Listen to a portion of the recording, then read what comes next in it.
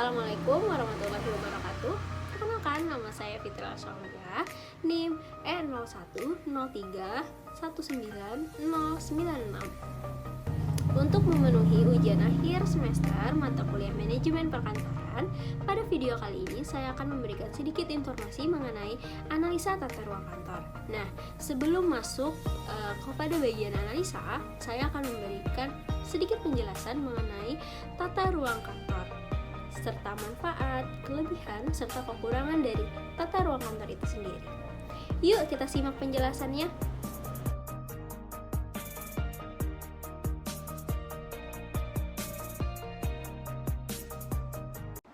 Nah, tata ruang kantor.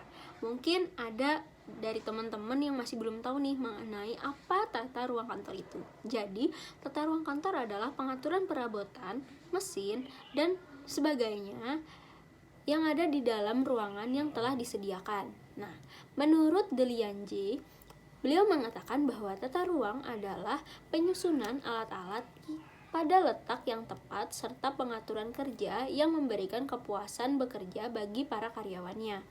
Nah, untuk tata ruang kantor ini sendiri itu terbagi menjadi dua. Yang pertama adalah tata ruang kantor terbuka. Maksudnya itu adalah sebuah ruang kantor yang di dalamnya terdapat banyak karyawan.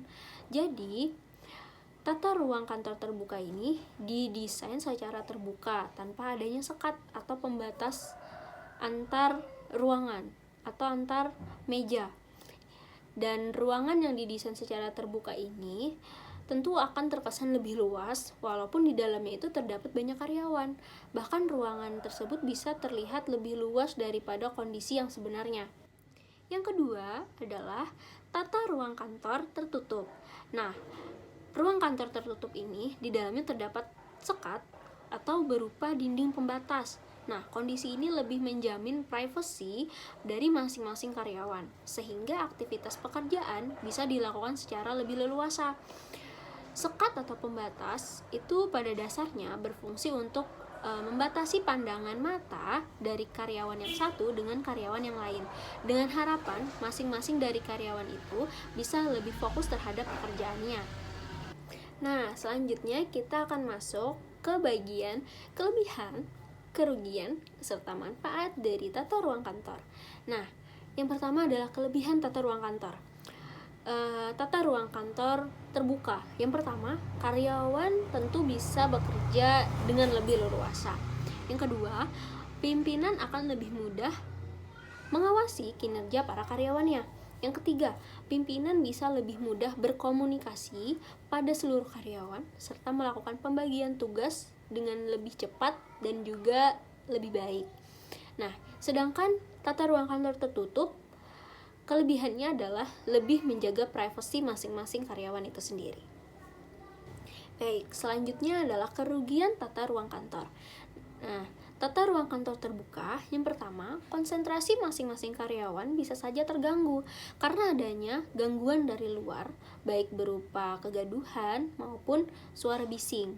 Nah, yang kedua, rahasia pekerjaan tidak dapat terjaga karena tidak ada sekat atau pembatas sehingga tidak ada privasi antara karyawan yang satu dengan karyawan yang lainnya. Sedangkan tata ruang kantor terbuka, yang pertama, terdapat sekat pembatas sehingga privasi kerja masing-masing karyawan bisa lebih terjaga. Yang kedua, membutuhkan lahan yang lebih luas untuk meletakkan sekat atau pembatas. Berikutnya adalah manfaat dari tata ruang kantor. Nah, tata ruang kantor terbuka, yang pertama, pengawasan dan kontrol bisa dilakukan dengan lebih leluasa, sehingga kinerja dari setiap karyawan ini bisa lebih mudah dipantau. Nah, komunikasi juga bisa lebih lancar dan sosialisasi juga bisa terjalin lebih baik karena tidak adanya dinding pemisah antara masing-masing karyawan. Selanjutnya adalah tata ruang kantor tertutup. Tata ruang kantor tertutup ini cenderung mendorong seluruh karyawan untuk bekerja lebih fokus. Adanya sekat atau dinding pemisah antara karyawan yang satu dengan yang lain itu akan mendorong masing-masing karyawan untuk tetap memusatkan konsentrasinya pada pekerjaan yang sedang ia lakukan. Nah, Pada analisa tata ruang kantor ini, saya mengambil contoh perusahaan Shopee.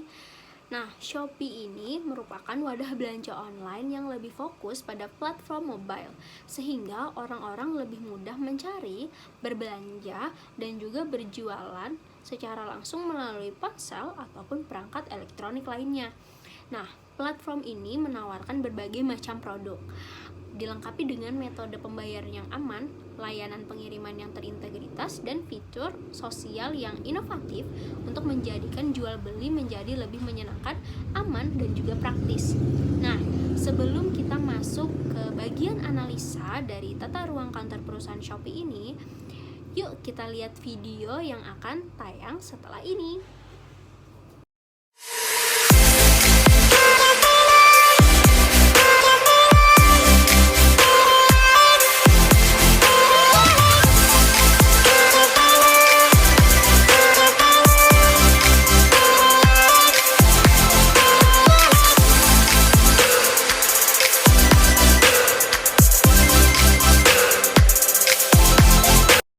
Nah, teman-teman udah lihat kan tayangan video sebelumnya? Nah, tata ruang kantor yang digunakan oleh perusahaan Shopee ini adalah tata ruang kantor terbuka.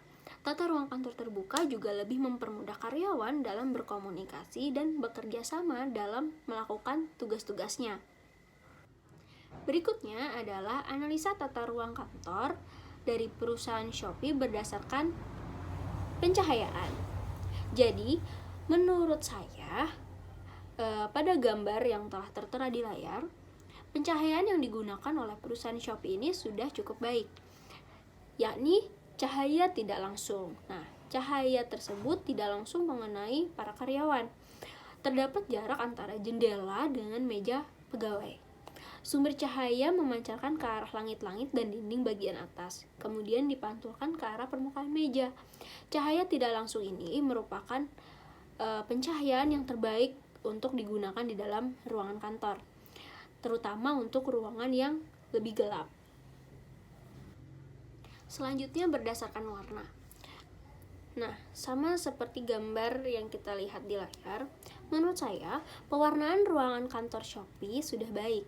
Nah, pewarnaan yang kreatif dan cerah dapat memicu semangat karyawan serta motivasi dalam melakukan pekerjaannya.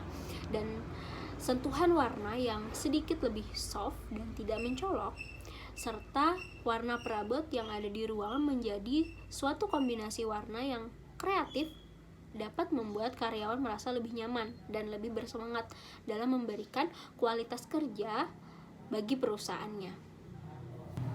Selanjutnya adalah berdasarkan sirkulasi udara. Nah, udara ini sangat penting dalam suatu perusahaan karena adanya udara dapat membuat karyawan merasa lebih nyaman dan juga membuat karyawan dapat bertahan lama dalam ruangannya masing-masing. Udara yang cenderung sangat panas atau sebaliknya dapat mengganggu konsentrasi dari kerja karyawan itu sendiri. Akibatnya, karyawan memilih untuk menyelesaikan pekerjaannya di luar ruangan kantor, atau bahkan ada yang memilih untuk menunda pekerjaannya. Hal ini tentu memberikan dampak bagi kualitas kerja yang dihasilkannya.